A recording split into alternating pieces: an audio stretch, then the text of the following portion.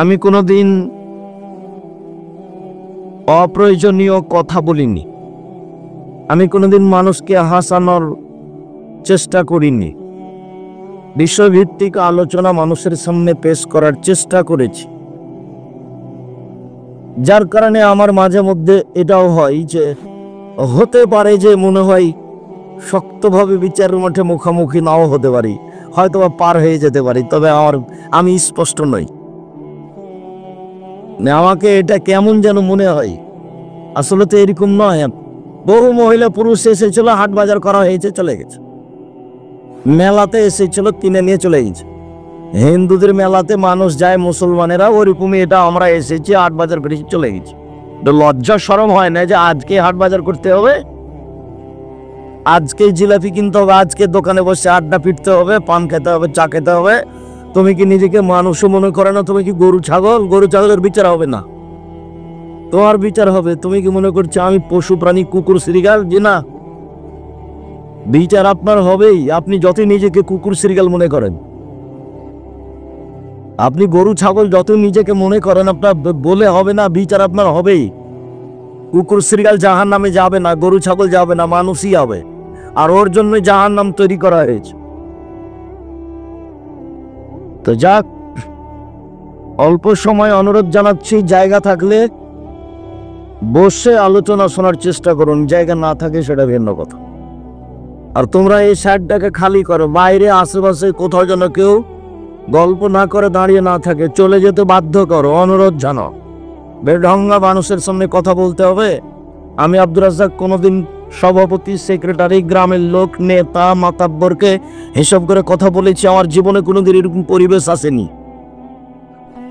মসজিদের সেক্রেটারি, সভাপতিকে হিসাব করে আমাকে খুতবা দিতে হবে, এরকম কোনো দিন আমার কাটেনি এ যাবৎ। 88 আগস্টের 20 তারিখ রোজ বুধবার থেকে আমি শিক্ষক। 88 আগস্টের 20 তারিখ রোজ বুধবার থেকে, আর 1990 সাল থেকে আমি মাঠে আছি। কে আমাকে পয়সা দিবে এই হিসাবে আমাকে কোথাও যাওয়া লাগবে, এরকম কোনো পরিবেশ আমার জীবনে আসেনি। দিন প্রচারের খাতে আমাকে আল্লাহ ভালো রেখেছেন, আলহামদুলিল্লাহ। আমি মাঝে মধ্যেই এই চিন্তা করি যে যেভাবে জাতির সামনে কোরআন হাদিস বললাম, যে পরিবেশ পরিস্থিতিতে এতে কি বিচারের মাঠে টিকা যাবে? কবর যত কঠিন, কিয়ামত তার চেয়ে অনেক বেশি কঠিন। কিয়ামত যত কঠিন, জাহান্নাম তার চেয়ে অনেক অনেক অনেক বেশি কঠিন। কিয়ামতের মাঠে ইব্রাহিম আলাইহিস সালাম টিকতে পারবেন না। ইব্রাহিম আলাইহিস সালামও বলবেন, কাদ গাযিবা আলাইয়া রাব্বি, আমার প্রতিপালক আমার উপরে রাগ করেছেন। মা গাযিবা মিন ক্বাবলা বাগ, এরকম রাগ ভবিষ্যতেও করেননি, অতীতও করেননি, ভবিষ্যতেও করবেন না। নাফসি নাফসি, আমার যে কি হয় তা আমি নিজেই বুঝি না, এই কথা ইব্রাহিম আলাইহিস সালাম বলবেন। তবে মুহাম্মদ সাল্লাল্লাহু আলাইহি সাল্লাম এ কথা বলেছেন, লা আদরি মা ইউফালু বি, বিচারের মাঠে আমার সাথে কি আচরণ করা হবে তা আমি বলতে পারছি না।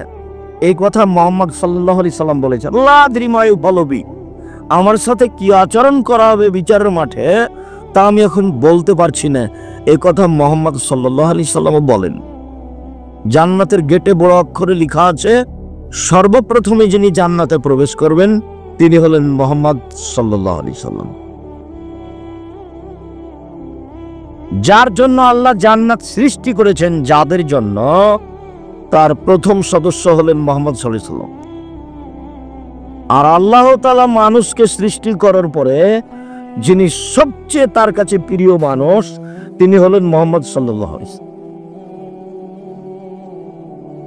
এরপরেও তিনি বিচারের মাঠে বলবেন, লা আদরি মা ইউফালু বি, এই ছেলে এই ফলগুলো নিচে নামাও তো এখান থেকে, এই কি বাসর ঘর সাজাচ্ছ নাকি? নামাও এখান থেকে।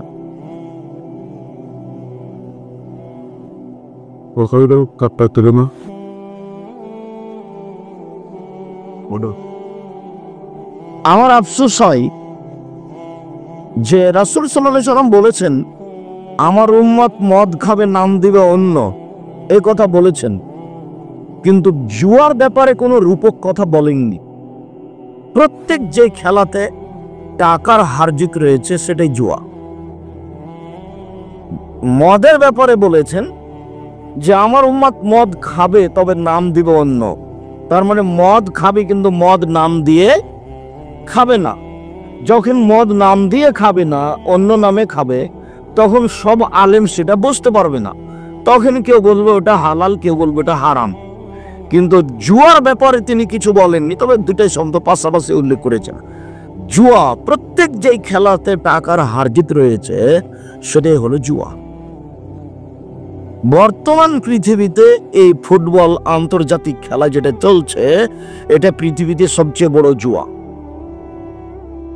যেটা এখন চলছে, এটা যদি জিবরাইল আর মেকাইল দুইজন খেলেন আর কাবা ঘরে খেলেন তবু হারাম। এদিকে একদিকে জিবরাইল আলাইহিস সালাম আর একদিকে মেকাইল, দুইজনে খেলছেন। এটা খেলছেন কোথায়? কাবা ঘরে, তবু হারাম। এই জুয়া যদি না হারাম হয়, এই খেলা, এইটা যদি জুয়া না হয়, তাহলে পৃথিবীতে জুয়া কোনটা? এই খেলার পিছনে কত billion billion, crore crore, trillion trillion dollar খরচ আছে তা মানুষ জানে না। এর পিছনে কত পুরুষ নারী নগ্ন হয়ে নাচছে, হাততালি দিচ্ছে, তার হিসাব মানুষের কাছে নেই। একে হিসাব করে কত মানুষের ভিতরে দ্বন্দ্ব, পরস্পর খেলতামাশা, হাসি, গরু জবাই, ঘর বাড়ি তৈরি করে দেওয়া, তার কোনো হিসাব না। ওর বাপের টাকা দিয়ে খেলোয়াড়দের ঘর তৈরি করে দিবে? ওর বাপ ভিক্ষা করে টাকা জমা করে রেখেছে? বাদশাহ শাহজাহান বইয়ের কবর তৈরি করেছেন 8 কোটি টাকা দিয়ে, সেই দিন আগ্রার তাজমহল কি বাপের টাকা দিয়ে কবর তৈরি করে রেখেছে? মানুষের বাড়িতে কাজ করে বাপ টাকা জমা করে রেখেছিল, সেটা দিয়ে কবর বানালছে। বিচার যেদিন হবে সেদিন সবাইকে দিতা। এই খেলার সাথে কোটি কোটি মানুষ হাততালি দিচ্ছে খেলার সাথে, এবং কোটি কোটি মানুষের বাড়িতে পতাকা চলছে। আর তুমি যে ব্রাজিল এবং আর্জেন্টিনার পতাকা দিয়েছো বাড়িতে, তুমি কি আসলে জানো যে ওকে? তুমি কি আসলে জানো? তোমাকে আমি পশু প্রাণী বলি, কিন্তু অনেক সময় আমার অন্তর ধাক্কা খাই। কিন্তু যখন আমি তোমাকে দেখি যে আর্জেন্টিনার পতাকা তোমার বাড়িতে, তখন তুমি যে গরু ছাগল পশু প্রাণী, এটা আমাকে বুঝতে একটুকু ভারী হয়।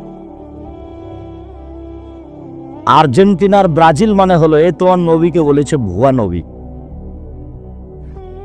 আল্লাহ বলছেন যে লান্তার জান কাল ইহুদান নাসারা, মোহাম্মদ আপনাকে ইহুদি খ্রিস্টান কখনো মানবে না, কোনো দিন মানবে না। আপনি নিজে ইহুদি হয়ে যান তাহলে মানবে, আপনি নিজেই বলেন যে আমি খ্রিস্টান তাহলে মানবে। যে আল্লাহ বলছেন তোমাকে যদি পায়ে কাছে লাগ, তোমাদের বাড়িতে ব্রাজিলের পতাকা আছে, তোমার মোটর সাইকেলের সামনে ভিজে, তোমার সবকিছু এখন ব্রাজিলের পতাকা অনুযায়ী। তোমাকে যদি পায়ও তো পায়খানা থেকে 2 বালতি পায়খানা তুলে তোমার মাথায় দিয়ে দেবে, দিয়ে বলবে ঠিক করেছি। খুশি তোমার, তার খুশির কোনো শেষ থাকবে না। তুমি ওকে চিনো না, ওর নাম ইহুদি, ওর নাম খ্রিস্টান, ওর নাম ইহুদি, ওর নাম খ্রিস্টান। তোমাকে যদি পাইতো তোমার মুখের উপরে মারবে, লাথিয়ে করে এবারে পা ঢোকে দিবে তোর মুখের ভিতরে। তোমার নবী করলে ভুয়া নবী, আমি ও দিয়ে তুমি ফেলে দিলে আমি ওতে পেশাব করে দেবো পতাকাতে। বেটা ফাইজলামি করো, তুমি মূর্খ, তোমার বাপ মূর্খ, তোমার জাতি মূর্খ। তোমাকে আর তোমার বাপকে দিতে নরক প্রদান করতে না পারি বেটা। আমি আর বক্তব্য দেবো না, চলে গেলাম নেমে, আমার জীবনে কোনোদিন আসবো না জাতির সামনে। তুমি মূর্খ, তোমার বাপ মূর্খ, তোমার বংশ তোমার জাতি মূর্খ। তোমাকে কবর দিতে এসছি। সাহস থাকলে দাঁড়াতে বলো তোমার বাপকে, সাহস থাকলে তুমিও দাঁড়াও। তোমার নবী হলো তার কাছে ভুয়া নবী। 1 সেকেন্ডের জন্য তোমার নবী কেউ মানেনি, 1 সেকেন্ডের জন্য, 1 সেকেন্ডের জন্য। আল্লাহ বলছেন মানেনি, বলছে এ যদি নবী হয়তো আমাদের থেকে হবে। নবী হলো আমাদের ঈসা, আমাদের মুসা নবী। কেন? এ মানে যুদ্ধের জন্য প্রস্তুতি নেওয়া, এইটা খেলা যায়। ও তাদিবাহুবে এমরাতে, স্ত্রীর সাথে খেলা, যুদ্ধের প্রশিক্ষণ নেওয়া, এই 3টে খেলা যায়। এছাড়া পৃথিবীতে সব খেলাকে আল্লাহর নবী বাতিল বললেন, না যায় হারাম বলে। তিনি নিজে তার স্ত্রীর সাথে খেলায় প্রতিযোগিতায় নেমেছেন। একদিন স্ত্রীর সাথে দৌড়ালেন, তাতে আয়েশা হয়ে গেলেন জয়ী আর তিনি হলেন পরাজয়ী। আরেকদিন অনেকদিন পরে দৌড়ালেন, তখন আয়েশা রাদিয়াল্লাহু তাআলা আনহা হলেন পরাজয় আর মুহাম্মদ সাল্লাল্লাহু আলাইহি ওয়াসাল্লাম হয়ে গেলেন জয়ী। প্রতিযোগিতা। আবার আল্লাহ রাসূল বলছেন, মান লাইবাবে নারদেশির ফাকাদ আদখালা ইয়াদাহু ফি দামে খিনজির। কেউ যদি বসে বসে সময় কাটে এমন খেলায় অংশগ্রহণ করে, যেমন চৌসার, ছক্কা, লুডু, দাবা, পাঞ্জা, ক্যারামবোর্ড, তাস, গেমস, আরো যত খেলা জন্ম নিয়েছে, কিয়ামত পর্যন্ত যত জন্ম নিবে, বসে বসে চলে, সময় নষ্ট হয়, শরীর চর্চা হয় না, এমন খেলায় যদি কেউ অংশগ্রহণ করে, তাহলে সে তার হাতকে শরীর শুকুরের রক্তের মধ্যে ডুবিয়ে দিল। হাদিস মুসলিম। চৌসার, ছক্কা, লুডু, দাবা, পাঞ্জা, ক্যারামবোর্ড, তাস, গেমস, যত খেলা আছে, এসব খেলায় যে অংশগ্রহণ করে, সে তার হাতকে শরীর শুকুরের মধ্যে রক্তের মধ্যে ডুবিয়ে দিল। তুমি যদি আসলেই মুসলমানের বাচ্চা হও, তোমার যদি গায়ে রক্ত থাকে, তাহলে আজকে গিয়ে ব্ল্যাক বোর্ডটার উপরে লাথি মেরে কি ভেঙে ওকে আগুন দিয়ে জ্বালিয়ে দিয়ে বাবা। আর যদি না করো, তাহলে তুমি বলবে যে আমি মুনাফেক, আমি বক্তব্য শুনি মানি না। বলবে যে আমি মুনাফেক। সকালে হাঁটবার বলবে আমি মুনাফেক, আমি বক্তব্য শুনি মানি না।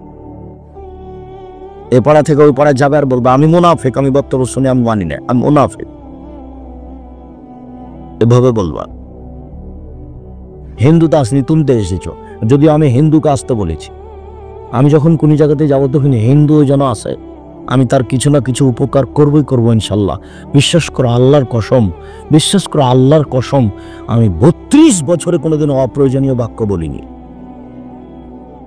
32 বছরে আমি কোনোদিন কেসা কাহিনী বলিনি। 32 বছর আমি কোনোদিন সরকার বিরোধী বক্তব্য দিইনি। 32 বছর আমি কোনোদিন কারোর বিরুদ্ধে কথা বলতে যাইনি। 32 বছর আমি কোনোদিন মানুষের কাছে পথ খরচ পাতেও চাইনি। 32 বছর আমি কোনোদিন নিজের পরিচয় দিইনি। আমাকে যখন চাপ দিয়ে বলেছে যে বিজ্ঞাপন পোস্টারে কি লিখবো, তখন আমি বলেছি আমার নাম আব্দুর রাজ্জাক আর আমার বাপের নাম ইউসুফ। বাপ বেটা মিলে আব্দুর রাজ্জাক বিন ইউসুফ।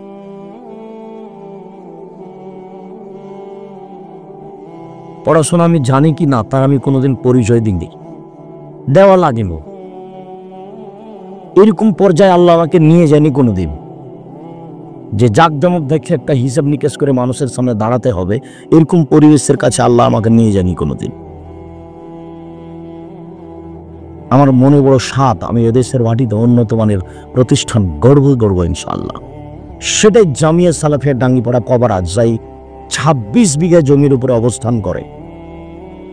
সেখানে একটা মসজিদ আছে 90% জমির উপরে, যার একতলাতে 3000 মানুষ সালাত আদায় করতে পারে, যার 4 তলার কাজ চলছে। আপনার বাড়ির পাশে যেটা জামিয়া সালাফিয়া ডাঙ্গিপাড়া কবর আছে, এখানে প্রায় 2000 ছেলে পড়াশোনা করে, 850-900 মেয়ে পড়াশোনা করে এখানে, যার সম্মেলন হচ্ছে 22-23 ডিসেম্বর। কোনো লোককে নামানো হবে না, কাউকে উঠানো হবে না। শিরক মুক্ত প্রতিষ্ঠান জামিয়া সালাফিয়া, বিদাত মুক্ত প্রতিষ্ঠান জামিয়া সালাফিয়া, দল মুক্ত প্রতিষ্ঠান জামিয়া সালাফিয়া, সংগঠন মুক্ত প্রতিষ্ঠান জামিয়া সালাফিয়া, একমাত্র আল্লাহকে সন্তুষ্ট করার জন্য নিঃস্বার্থপর প্রতিষ্ঠান জামিয়া সালাফিয়া, যেখানে প্রায় 250 জন শিক্ষক শিক্ষিকা আছে সব মিলে, যাদের প্রতি মাসে বেতন লাগে প্রায় 30 লক্ষ।